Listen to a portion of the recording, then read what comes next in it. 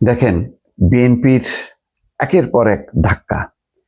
এইমাত্র টেলিভিশনে যে স্কল, কুমিল্লা 4 আসনে মঞ্জুল আহসান মুন্সি একেবারে শেষ ধাপ সুপ্রিম কোর্টের আপিল বিভাগ থেকেও খারিজ হয়ে গেল। তার মানে তিনি নির্বাচন করতে পারবেন না। কুমিল্লা 10 আসনেও নির্বাচন করতে পারবেন না গফুর ভূঁইয়া। সেখানে ভাগ্য ভালো মোবাশ্বের আলম ভূঁইয়া নামে আরেকজন ছিলেন, তিনি পারবেন। দুজনের বিরুদ্ধে অভিযোগ ছিল ঋণ খেলাপির। সেখানে যে গফুর ভূঁইয়া তিনি পারছেন না, কিন্তু ওই মোবাশ্বের আলম ভূঁইয়া তিনি পারবেন। আপিল বিভাগের 10 আজকে কুমিল্লা 10 এবং 4-এর ব্যাপারে পরিষ্কারভাবে জানিয়ে দিল মঞ্জুল আহসান মুন্সি, দেবিদ্দার সম্ভবত সেখানে তিনি পারবেন না। সেখানে বিকল্প কোনো প্রার্থী না থাকায় এই আসনে একেবারে শূন্য গেল। হাসনাত আব্দুল্লাহর জন্য সুখবর, বিএনপির জন্য দুঃসংবাদ। এই কারণে যে এখানে যদি বিএনপির আরেকজন প্রার্থী দিয়ে রাখতো তাহলে কিন্তু সেটা কাভার করতে পারতো, যেটা গফুর ভূঁইয়াকে পারেনি।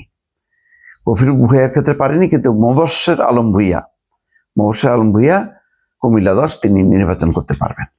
এই ঘটনা প্রমাণ করে আরেকটা দেখায় আপনাদেরকে। পাশাপাশি একই অবস্থা কিন্তু বগুড়া 1 আসনে বিএনপির প্রার্থী কাজী রফিক ঋণ খেলাপি সাব্যস্ত না করতে কাজী রফিকের পক্ষে দেওয়া হাইকোর্টের রায় বাতিল করেছে আপিল বিভাগ। এতে আবারও ফার্স্ট সিকিউরিটি ইসলামী ব্যাংকের একজন খেলাপি গ্রহীত হলেন। বগুড়া 1 আসন সারিয়াকান্দি সোনাতলা আসনে বিএনপির আলোচিত এই প্রার্থী। এর আগেও এক্সিম ব্যাংকের 765 কোটি টাকার ব্যাংক খেলাপি হিসাবে রায় দিয়েছিল হাইকোর্টের আপিল বিভাগ। এই নিয়ে বেসরকারি এই 2 ব্যাংকের খেলাপি গ্রহীতা হিসেবে বিবেচিত হলেন বিএনপির এই প্রার্থী। নির্বাচনী আইন অনুযায়ী তিনি প্রার্থী হিসাবে অবৈধ হলেন। এই আসনে বিএনপির মনোনীত আরেক প্রার্থী থাকলো বগুড়া জেলা বিএনপির সিনিয়র সহসভাপতি AKM আহসানুল তৈয়ব জাকির। এতে প্রার্থী দেওয়ার ক্ষেত্রে দল হিসেবে ঝুঁকিমুক্ত থাকলো বিএনপি। তার মানে কোনো রকমে বাঁচলো। কুমিল্লা 10 এবং বগুড়া 1 যে বিকল্প প্রার্থীরা মূল প্রার্থী এখন হয়ে গেল।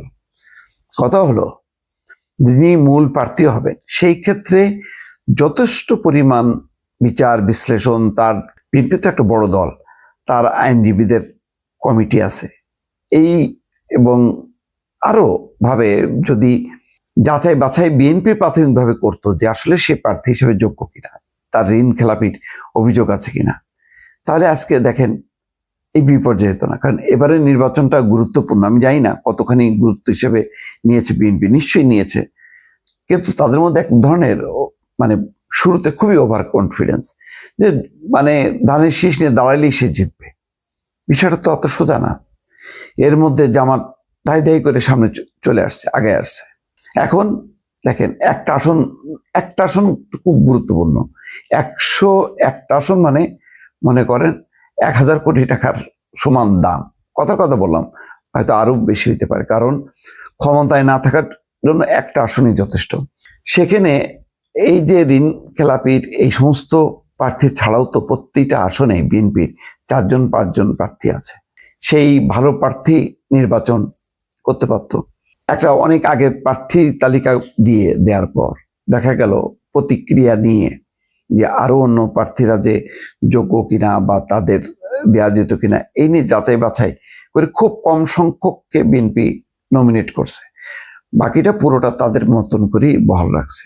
আরো যদি ভালোভাবে যাচাই বাছাই করে যাদের সত্যিকার অর্থে কন্ট্রিবিউশন আছে, যে জিতে আসলে দলের ভালো হবে, এরকম বাছাই করলে আমার ধারণা যে আরো ভালো হতো।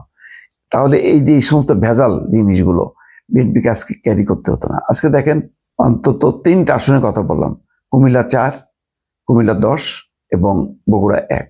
তার মধ্যে একটা একেবারেই শেষ, মঞ্জুল আহসান মুন্সি নাই, তার অন্য 2টাতে বিকল্প প্রার্থী ছিল বলে বেঁচে গেছে।